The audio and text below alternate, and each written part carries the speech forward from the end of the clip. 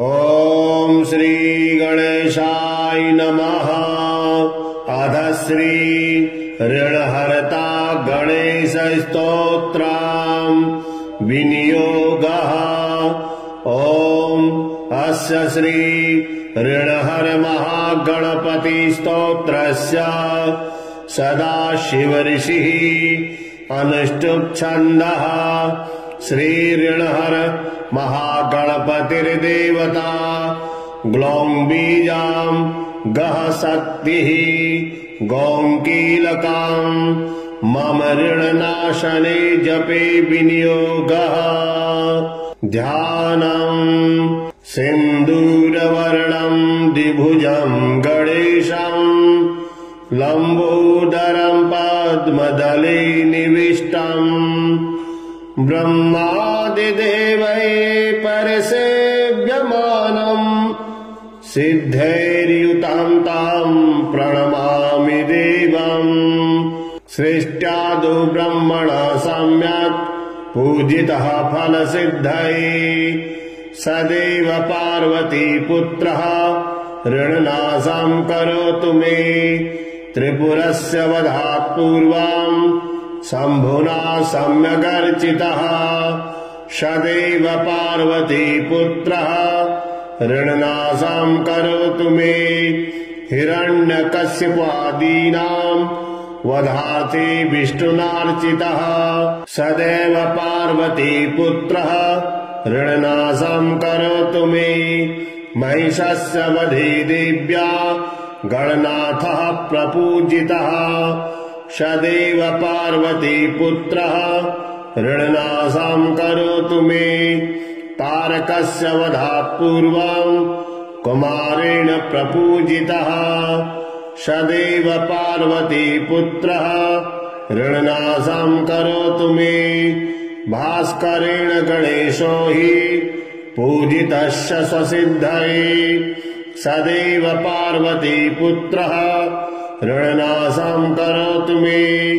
शशिनां कान्तिविद्यार्थं पूजितो गणनायकः सदैव पार्वतीपुत्रः ऋणनाशं करोतु मे।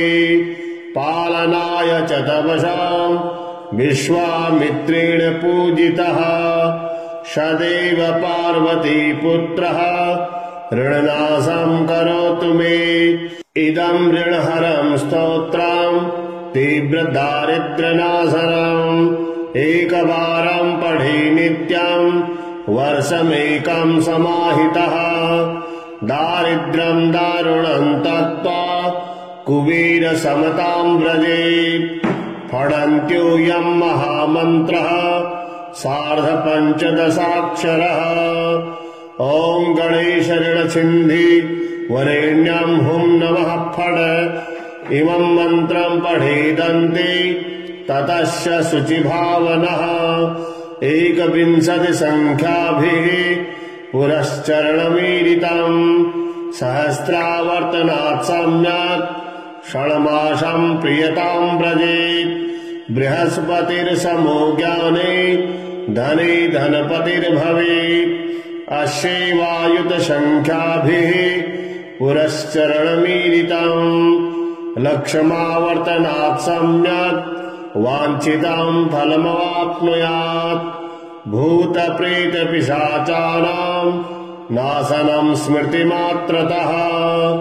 श्रीगणेशाय नमः। सृष्ट्यादौ ब्रह्मणा सम्यक् पूजितः फलसिद्धये सदैव पार्वतीपुत्रः ऋणनाशं करोतु मे। त्रिपुरस्य वधात् पूर्वं शम्भुना सम्यगर्चितः सदैव पार्वतीपुत्रः ऋणनाशं करोतु मे। हिरण्यकश्यपादीनां वधार्थे विष्णुनार्चितः सदैव पार्वतीपुत्रः ऋणनाशं करोतु मे। महिषस्य वधे देव्या गणनाथः प्रपूजितः सदैव पार्वतीपुत्रः ऋणनाशं करोतु मे। तारकस्य वधात् पूर्वं कुमारेण प्रपूजितः सदैव पार्वतीपुत्रः ऋणनाशं करोतु मे भास्करेण गणेशो हि पूजितश्च स्वसिद्धये सदैव पार्वतीपुत्रः ऋणनाशं करोतु मे शशिनां कान्तिभिद्ध्यर्थं पूजितो गणनायकः सदैव पार्वतीपुत्रः ऋणनाशं करोतु मे पालनाय च तपसां विश्वामित्रेण पूजितः सदैव पार्वतीपुत्रः ऋणनाशं करोतु मे इदं ऋणहरं स्तोत्रं तीव्रदारिद्र्यनाशनम् एकवारं पठे नित्यं वर्षमेकं समाहितः दारिद्र्यं दारुणं त्यक्त्वा कुबेरसमतां व्रजेत् फडन्त्योऽयं महामन्त्रः सार्धपञ्चदशाक्षरः ॐ गणेशऋणसिन्धि वरेण्यं हुं नमः फट् इमं मन्त्रं पठेदन्ते ततस्य शुचिभावनः 21 संख्याभिः पुरश्चरणमीरितम् सहस्रावर्तनात् सम्यक् षण्मासं प्रियतां व्रजेत् बृहस्पतिर्समो ज्ञाने धने धनपतिर्भवेत् अस्यैवायुत संख्याभिः पुरश्चरणमीरितम् लक्षमावर्तनात् सम्यक् वाञ्छितं फलमवाप्नुयात् भूतप्रेतपिशाचानां नाशनं स्मृतिमात्रतः श्रीगणेशाय नमः इष्ट्यादौ ब्रह्मणा सम्यक् पूजितः फलसिद्धये सदैव पार्वतीपुत्रः ऋणनाशं करोतु मे त्रिपुरस्य वधात् पूर्वं शम्भुना सम्यगर्चितः सदैव पार्वतीपुत्रः ऋणनाशं करोतु मे हिरण्यकश्यपादीनां वधार्थे विष्णुनार्चितः सदैव पार्वतीपुत्रः ऋणनाशं करोतु मे महिषस्य वधे देव्या गणनाथः प्रपूजितः सदैव पार्वतीपुत्रः ऋणनाशं करोतु मे तारकस्य वधात् पूर्वं कुमारेण प्रपूजितः सदैव पार्वतीपुत्रः ऋणनाशं करोतु मे भास्करेण गणेशो हि पूजितश्च स्वसिद्धये सदैव पार्वतीपुत्रः ऋणनाशं करोतु मे शशिनां कान्तिभिद्ध्यर्थं पूजितो गणनायकः सदैव पार्वतीपुत्रः ऋणनाशं करोतु मे पालनाय च तपसां विश्वामित्रेण पूजितः सदैव पार्वतीपुत्रः ऋणनाशं करोतु मे इदं ऋणहरं स्तोत्रं तीव्रदारिद्र्यनाशनम् एकवारं पठे नित्यं वर्षमेकं समाहितः दारिद्र्यं दारुणं त्यक्त्वा कुबेरसमतां व्रजेत् फडन्त्योऽयं महामन्त्रः सार्धपञ्चदशाक्षरः ॐ गणेशऋणसिन्धि वरेण्यं हुं नमः फट् इमं मन्त्रं पठेदन्ते ततस्य शुचिभावनः 21 संख्याभिः पुरश्चरणमीरितम् सहस्रावर्तनात् सम्यक् षण्मासं प्रियतां व्रजेत् बृहस्पतिर्समो ज्ञाने धने धनपतिर्भवेत् अस्यैवायुत संख्याभिः पुरश्चरणमीरितम् लक्षमावर्तनात् सम्यक् वाञ्छितं फलमवाप्नुयात् भूतप्रेतपिशाचानां नाशनं स्मृतिमात्रतः श्रीगणेशाय नमः। सृष्ट्यादौ ब्रह्मणा सम्यक् पूजितः फलसिद्धये सदैव पार्वतीपुत्रः ऋणनाशं करोतु मे। त्रिपुरस्य वधात् पूर्वं शम्भुना सम्यगर्चितः सदैव पार्वतीपुत्रः ऋणनाशं करोतु मे। हिरण्यकश्यपादीनां वधार्थे विष्णुनार्चितः सदैव पार्वतीपुत्रः ऋणनाशं करोतु मे। महिषस्य वधे देव्या गणनाथः प्रपूजितः सदैव पार्वतीपुत्रः ऋणनाशं करोतु मे। तारकस्य वधात् पूर्वं कुमारेण प्रपूजितः सदैव पार्वतीपुत्रः ऋणनाशं करोतु मे। भास्करेण गणेशो हि पूजितस्य स्वसिद्धये सदैव पार्वतीपुत्रः ऋणनाशं करोतु मे। शशिनां कान्तिभिद्ध्यर्थं पूजितो गणनायकः सदैव पार्वतीपुत्रः ऋणनाशं करोतु मे। पालनाय च तपसां विश्वामित्रेण पूजितः सदैव पार्वतीपुत्रः ऋणनाशं करोतु मे। इदं ऋणहरं स्तोत्रं तीव्रदारिद्र्यनाशनम् एकवारं पठे नित्यं वर्षमेकं समाहितः। दारिद्र्यं दारुणं त्यक्त्वा कुबेरसमतां व्रजेत्। फडन्त्योऽयं महामन्त्रः सार्धपञ्चदशाक्षरः। ॐ गणेश ऋणसिन्धि वरेण्यं हुं नमः फट्। इमं मन्त्रं पठेदन्ते ततस्य शुचिभावनः। 21 संख्याभिः पुरश्चरणमीरितम् सहस्रावर्तनात् सम्यक् षण्मासं प्रियतां व्रजेत्। बृहस्पतिर्समो ज्ञाने धने धनपतिर्भवेत्। अश्यैवायुतसंख्याभिः पुरश्चरणमीरितम् लक्षमावर्तनात् सम्यक् वाञ्छितं फलमवाप्नुयात्। भूतप्रेतपिशाचानां नाशनं स्मृतिमात्रतः। श्रीगणेशाय नमः। सृष्ट्यादौ ब्रह्मणा सम्यक् पूजितः फलसिद्धये सदैव पार्वतीपुत्रः ऋणनाशं करोतु मे।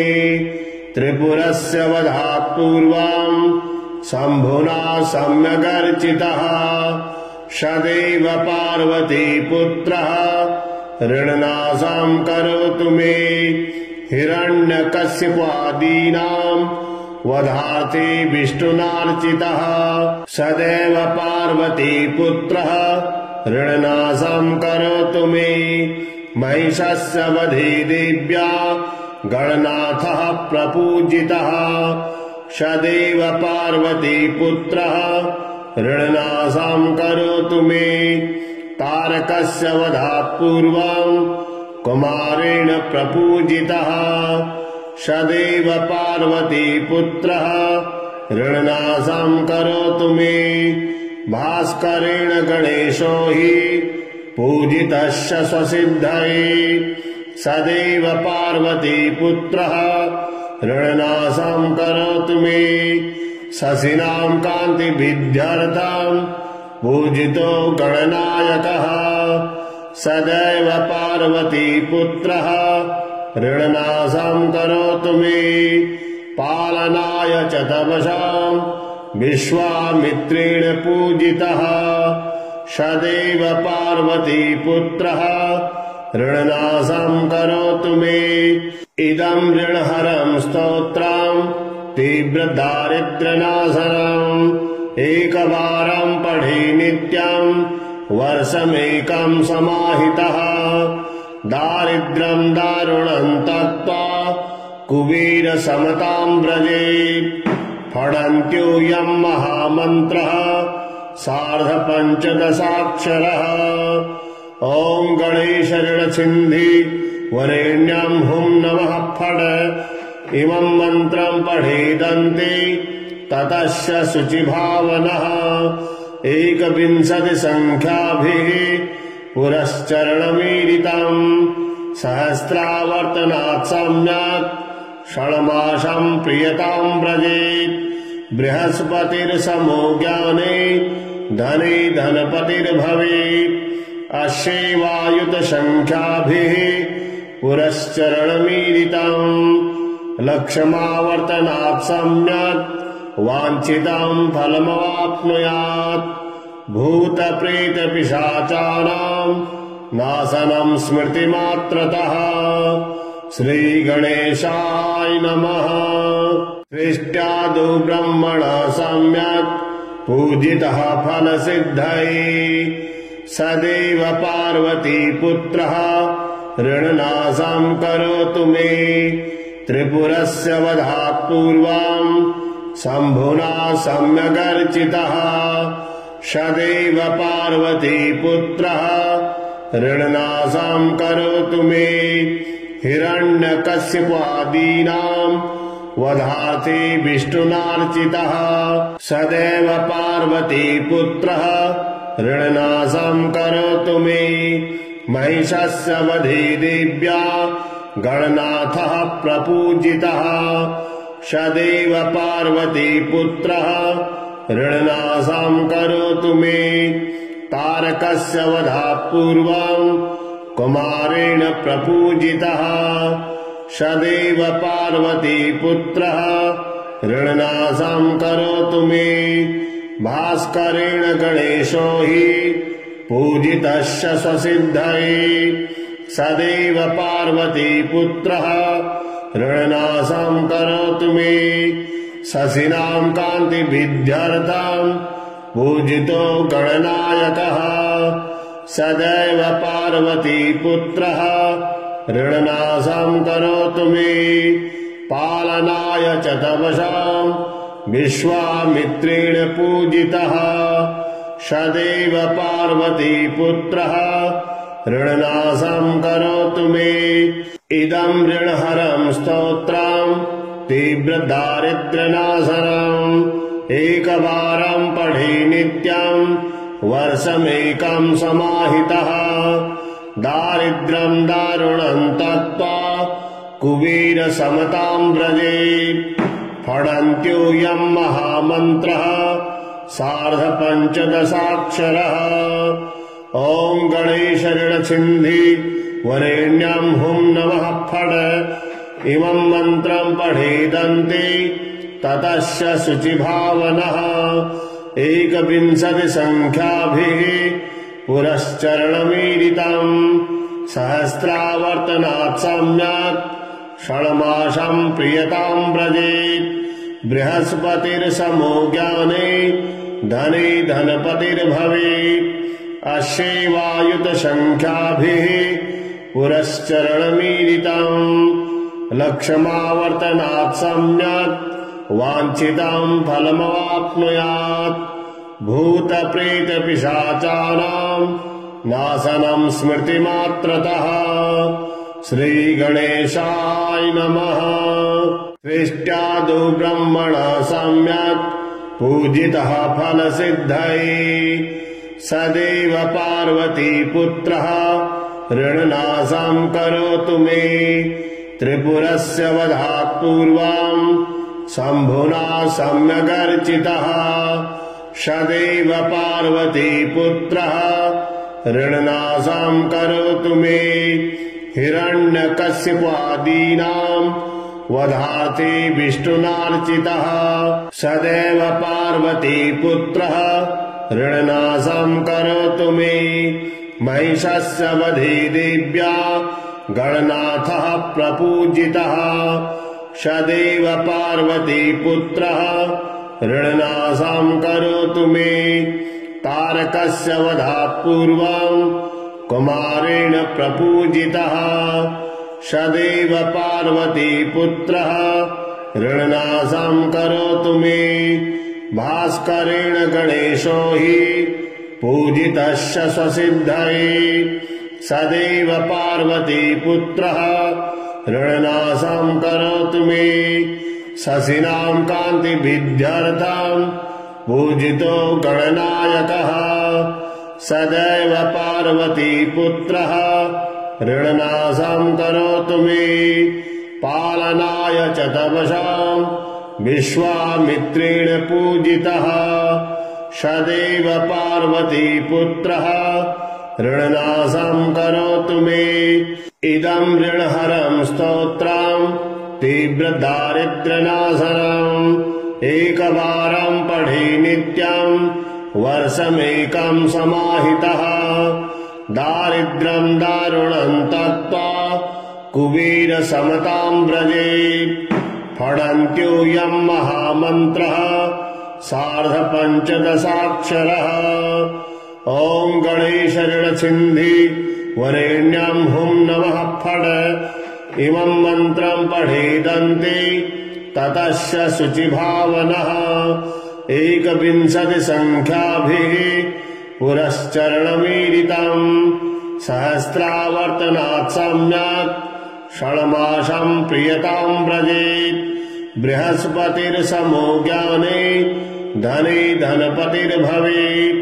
अश्यैवायुतसंख्याभिः पुरश्चरणमीरितम् लक्षमावर्तनात् सम्यक् वाञ्छितं फलमवाप्नुयात्। भूतप्रेतपिशाचानां नाशनं स्मृतिमात्रतः। श्रीगणेशाय नमः।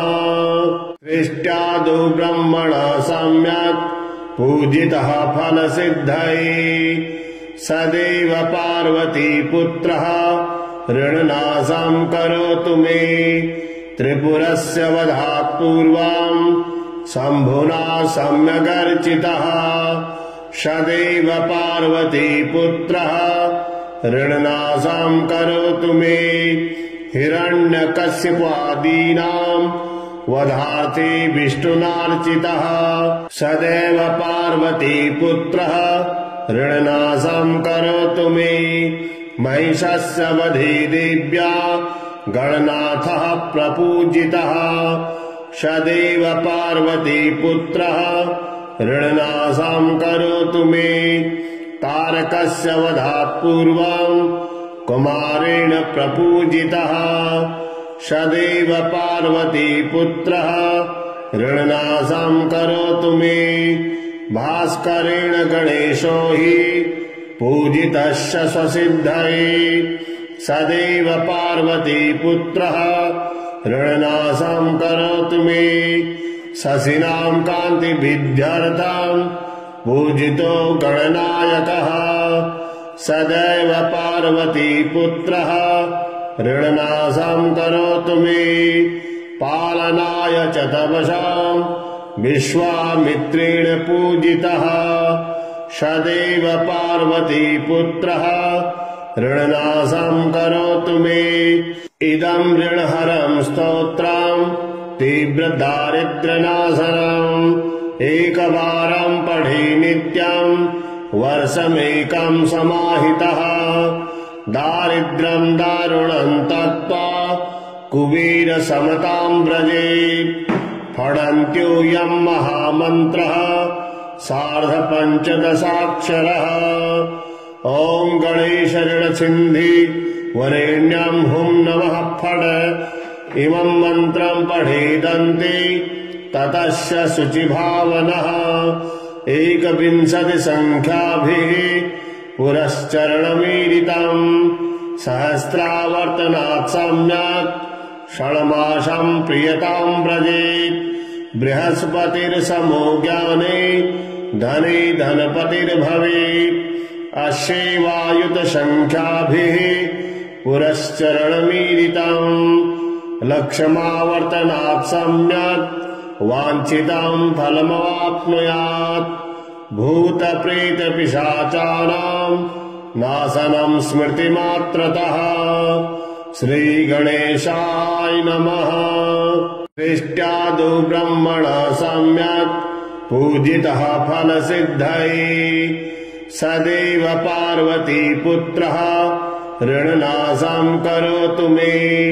त्रिपुरस्य वधात् पूर्वं शम्भुना सम्यगर्चितः सदैव पार्वतीपुत्रः ऋणनाशं करोतु मे। हिरण्यकश्यपादीनां वधार्थे विष्णुनार्चितः सदैव पार्वतीपुत्रः ऋणनाशं करोतु मे। महिषस्य वधे देव्या गणनाथः प्रपूजितः सदैव पार्वतीपुत्रः ऋणनाशं करोतु मे। तारकस्य वधात् पूर्वं कुमारेण प्रपूजितः सदैव पार्वतीपुत्रः ऋणनाशं करोतु मे। भास्करेण गणेशो हि पूजितस्य स्वसिद्धये सदैव पार्वतीपुत्रः ऋणनाशं करोतु मे। शशिनां कान्तिविद्यार्थं पूजितो गणनायकः सदैव पार्वतीपुत्रः ऋणनाशं करोतु मे। पालनाय च तपसां विश्वामित्रेण पूजितः सदैव पार्वतीपुत्रः ऋणनाशं करोतु मे। इदं ऋणहरं स्तोत्रं तीव्रदारिद्र्यनाशनम् एकवारं पठे नित्यं वर्षमेकं समाहितः। दारिद्र्यं दारुणं त्यक्त्वा कुबेरसमतां व्रजेत्। फडन्त्योऽयं महामन्त्रः सार्धपञ्चदशाक्षरः। ॐ गणेश ऋणसिन्धि वरेण्यं हुं नमः फट्। इमं मन्त्रं पठेदन्ते ततस्य शुचिभावनः। 21 संख्याभिः पुरश्चरणमीरितम् सहस्रावर्तनात् सम्यक् षण्मासं प्रियतां व्रजेत्। बृहस्पतिर्समो ज्ञाने धने धनपतिर्भवेत्। अश्यैवायुतसंख्याभिः पुरश्चरणमीरितम् लक्षमावर्तनात् सम्यक् वाञ्छितं फलमवाप्नुयात्। भूतप्रेतपिशाचानां नाशनं स्मृतिमात्रतः। श्रीगणेशाय नमः। सृष्ट्यादौ ब्रह्मणा सम्यक् पूजितः फलसिद्धये सदैव पार्वतीपुत्रः ऋणनाशं करोतु मे। त्रिपुरस्य वधात् पूर्वं शम्भुना सम्यगर्चितः सदैव पार्वतीपुत्रः ऋणनाशं करोतु मे। हिरण्यकश्यपादीनां वधार्थे विष्णुनार्चितः सदैव पार्वतीपुत्रः ऋणनाशं करोतु मे। महिषस्य वधे देव्या गणनाथः प्रपूजितः सदैव पार्वतीपुत्रः ऋणनाशं करोतु मे। तारकस्य वधात् पूर्वं कुमारेण प्रपूजितः सदैव पार्वतीपुत्रः ऋणनाशं करोतु मे। भास्करेण गणेशो हि पूजितस्य स्वसिद्धये सदैव पार्वतीपुत्रः ऋणनाशं करोतु मे। शशिनां कान्तिविद्यार्थं पूजितो गणनायकः सदैव पार्वतीपुत्रः ऋणनाशं करोतु मे। पालनाय च तपसां विश्वामित्रेण पूजितः सदैव पार्वतीपुत्रः ऋणनाशं करोतु मे। इदं ऋणहरं स्तोत्रं तीव्रदारिद्र्यनाशनम् एकवारं पठे नित्यं वर्षमेकं समाहितः। दारिद्र्यं दारुणं त्यक्त्वा कुबेरसमतां व्रजेत् फडन्त्यूयं महामन्त्रः सार्धपञ्चदशाक्षरः ॐ गणेशऋणसिन्धि वरेण्यां हुं नमः फड इमं मन्त्रं पठेदन्ते ततस्य शुचिभावनः 21 संख्याभिः पुरश्चरणमीरितम् सहस्रावर्तनात् सम्यक् षण्मासं प्रियतां व्रजेत् बृहस्पतिर्समो ज्ञाने धने धनपतिर्भवेत् अश्यैवायुतसंख्याभिः पुरश्चरणमीरितम् लक्षमावर्तनात् सम्यक् वाञ्छितं फलमवाप्नुयात् भूतप्रेतपिशाचानां नाशनं स्मृतिमात्रतः श्रीगणेशाय नमः। सृष्ट्यादौ ब्रह्मणः सम्यक् पूजितः फलसिद्धये सदैव पार्वतीपुत्रः ऋणनाशं करोतु मे त्रिपुरस्य वधात् पूर्वं शम्भुना सम्यगर्चितः सदैव पार्वतीपुत्रः ऋणनाशं करोतु मे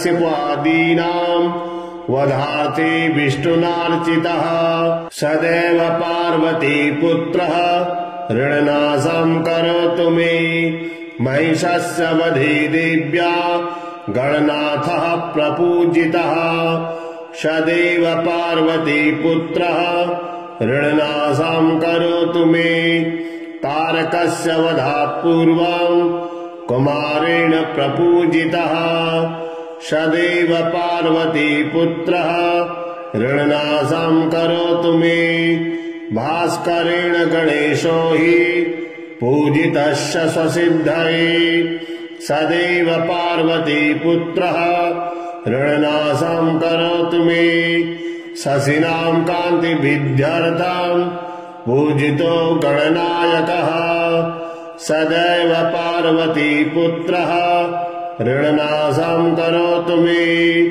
पालनाय च तपसां विश्वामित्रेण पूजितः सदैव पार्वतीपुत्रः ऋणनाशं करोतु मे इदं ऋणहरं स्तोत्रं तीव्रदारिद्र्यनाशनम् एकवारं पठे नित्यं वर्षमेकं समाहितः दारिद्र्यं दारुणं त्यक्त्वा कुबेरसमतां व्रजेत् फडन्त्यूयं महामन्त्रः सार्धपञ्चदशाक्षरः ॐ गणेशऋणसिन्धि वरेण्यं हुं नमः फड इमं मन्त्रं पठेदन्ते ततस्य शुचिभावनः 21 संख्याभिः पुरश्चरणमीरितम् सहस्रावर्तनात् सम्यक् षण्मासं प्रियतां व्रजेत् बृहस्पतिर्समो ज्ञाने धने धनपतिर्भवेत् अश्यैवायुतसंख्याभिः पुरश्चरणमीरितम् लक्षमावर्तनात् सम्यक् वाञ्छितं फलमवाप्नुयात् भूतप्रेतपिशाचानां नाशनं स्मृतिमात्रतः श्रीगणेशाय नमः। सृष्ट्यादौ ब्रह्मणः सम्यक् पूजितः फलसिद्धये सदैव पार्वतीपुत्रः ऋणनाशं करोतु मे त्रिपुरस्य वधात् पूर्वं शम्भुना सम्यगर्चितः सदैव पार्वतीपुत्रः ऋणनाशं करोतु मे हिरण्यकश्यपादीनां वधार्थे विष्णुनार्चितः सदैव पार्वतीपुत्रः ऋणनाशं करोतु मे महिषस्य वधे देव्या गणनाथः प्रपूजितः सदैव पार्वतीपुत्रः ऋणनाशं करोतु मे तारकस्य वधात् पूर्वं कुमारेण प्रपूजितः सदैव पार्वतीपुत्रः ऋणनाशं करोतु मे। भास्करेण गणेशो हि पूजितस्य स्वसिद्धये सदैव पार्वतीपुत्रः ऋणनाशं करोतु मे। शशिनां कान्तिविद्यार्थं पूजितो गणनायकः सदैव पार्वतीपुत्रः ऋणनाशं करोतु मे। पालनाय च तपसां विश्वामित्रेण पूजितः सदैव पार्वतीपुत्रः ऋणनाशं करोतु मे। इदं ऋणहरं स्तोत्रं तीव्रदारिद्र्यनाशनम् एकवारं पठे नित्यं वर्षमेकं समाहितः। दारिद्र्यं दारुणं त्यक्त्वा कुबेरसमतां व्रजेत्। फणन्त्योऽयं महामन्त्रः सार्धपञ्चदशाक्षरः। ॐ गणेश ऋणसिन्धि वरेण्यं हुं नमः फट्। इमं मन्त्रं पठेदन्ते ततस्य शुचिभावनः।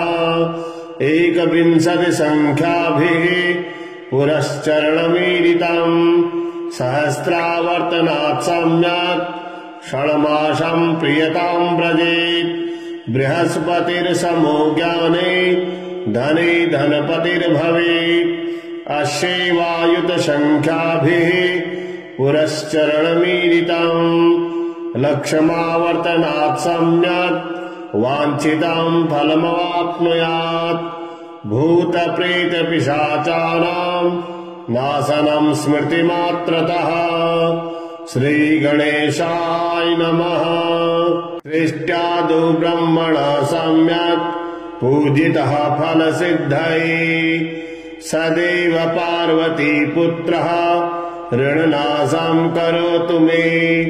त्रिपुरस्य वधात् पूर्वं शम्भुना सम्यगर्चितः सदैव पार्वतीपुत्रः ऋणनाशं करोतु मे। हिरण्यकश्यपादीनां वधार्थे विष्णुनार्चितः सदैव पार्वतीपुत्रः ऋणनाशं करोतु मे। महिषस्य वधे देव्या गणनाथः प्रपूजितः सदैव पार्वतीपुत्रः ऋणनाशं करोतु मे। तारकस्य वधात् पूर्वं कुमारेण प्रपूजितः सदैव पार्वतीपुत्रः ऋणनाशं करोतु मे। भास्करेण गणेशो हि पूजितस्य स्वसिद्धये सदैव पार्वतीपुत्रः ऋणनाशं करोतु मे। शशिनां कान्तिविद्यार्थं पूजितो गणनायकः सदैव पार्वतीपुत्रः ऋणनाशं करोतु मे। पालनाय च तपसां विश्वामित्रेण पूजितः सदैव पार्वतीपुत्रः ऋणनाशं करोतु मे। इदं ऋणहरं स्तोत्रं तीव्रदारिद्र्यनाशनम् एकवारं पठे नित्यं वर्षमेकं समाहितः। दारिद्र्यं दारुणं त्यक्त्वा कुबेरसमतां व्रजेत्। फणन्त्योऽयं महामन्त्रः सार्धपञ्चदशाक्षरः। ॐ गणेश ऋणसिन्धि वरेण्यं हुं नमः फट्। इमं मन्त्रं पठेदन्ते ततस्य शुचिभावनः। 21 संख्याभिः पुरश्चरणमीडितम् सहस्रावर्तनात् सम्यक् षण्मासं प्रियतां व्रजेत्। बृहस्पतिर्समो ज्ञाने धने धनपतिर्भवेत्। अस्यैवायुतसंख्याभिः पुरश्चरणमीडितम् लक्षमावर्तनात् सम्यक् वाञ्छितं फलमवाप्नुयात्। भूतप्रेतपिशाचानां नाशनं स्मृतिमात्रतः। श्रीगणेशाय नमः। सृष्ट्यादौ ब्रह्मणा सम्यक् पूजितः फलसिद्धये सदैव पार्वतीपुत्रः ऋणनाशं करोतु मे। त्रिपुरस्य वधात् पूर्वं शम्भुना सम्यगर्चितः सदैव पार्वतीपुत्रः ऋणनाशं करोतु मे। हिरण्यकश्यपादीनां वधार्थे विष्णुनार्चितः सदैव पार्वतीपुत्रः ऋणनाशं करोतु मे। महिषस्य वधे देव्या गणनाथः प्रपूजितः सदैव पार्वतीपुत्रः ऋणनाशं करोतु मे। तारकस्य वधात् पूर्वं कुमारेण प्रपूजितः सदैव पार्वतीपुत्रः ऋणनाशं करोतु मे। भास्करेण गणेशो हि पूजितस्य स्वसिद्धये सदैव पार्वतीपुत्रः ऋणनाशं करोतु मे। शशिनां कान्तिभिद्ध्यर्थं पूजितो गणनायकः सदैव पार्वतीपुत्रः ऋणनाशं करोतु मे। पालनाय च तपसां विश्वामित्रेण पूजितः सदैव पार्वतीपुत्रः ऋणनाशं करोतु मे। इदं ऋणहरं स्तोत्रं तीव्रदारिद्र्यनाशनम् एकवारं पठे नित्यं वर्षमेकं समाहितः। दारिद्र्यं दारुणं त्यक्त्वा कुबेरसमतां व्रजेत्। फणन्त्योऽयं महामन्त्रः सार्धपञ्चदशाक्षरः। ॐ गणेशऋणसिन्धि वरेण्यं हुं नमः फट्। इमं मन्त्रं पठेदन्ते ततस्य शुचिभावनः। 21 संख्याभिः पुरश्चरणमीरितम् सहस्रावर्तनात् सम्यक् षण्मासं प्रियतां व्रजेत्। बृहस्पतिर्समो ज्ञाने धने धनपतिर्भवेत्। अश्यैवायुतसंख्याभिः पुरश्चरणमीरितम् लक्षमावर्तनात् सम्यक् वाञ्छितं फलमवाप्नुयात्। भूतप्रेतपिशाचानां नाशनं स्मृतिमात्रतः। श्रीगणेशाय नमः। सृष्ट्यादौ ब्रह्मणा सम्यक् पूजितः फलसिद्धये सदैव पार्वतीपुत्रः ऋणनाशं करोतु मे।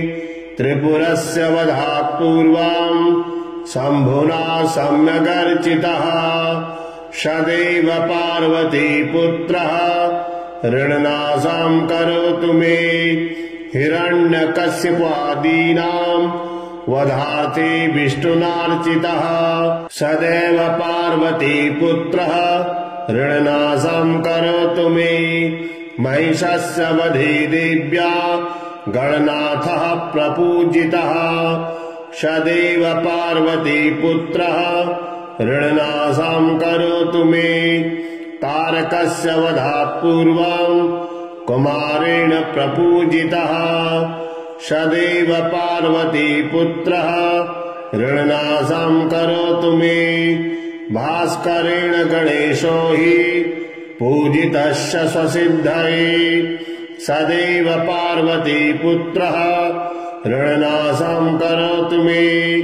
शशिनां कान्तिभिद्ध्यर्थं पूजितो गणनायकः सदैव पार्वतीपुत्रः ऋणनाशं करोतु मे। पालनाय च तपसां विश्वामित्रेण पूजितः सदैव पार्वतीपुत्रः ऋणनाशं करोतु मे। इदं ऋणहरं स्तोत्रं तीव्रदारिद्र्यनाशनम् एकवारं पठे नित्यं वर्षमेकं समाहितः। दारिद्र्यं दारुणं त्यक्त्वा कुबेरसमताम् व्रजेत् फणन्त्योऽयं महामन्त्रः सार्धपञ्चदशाक्षरः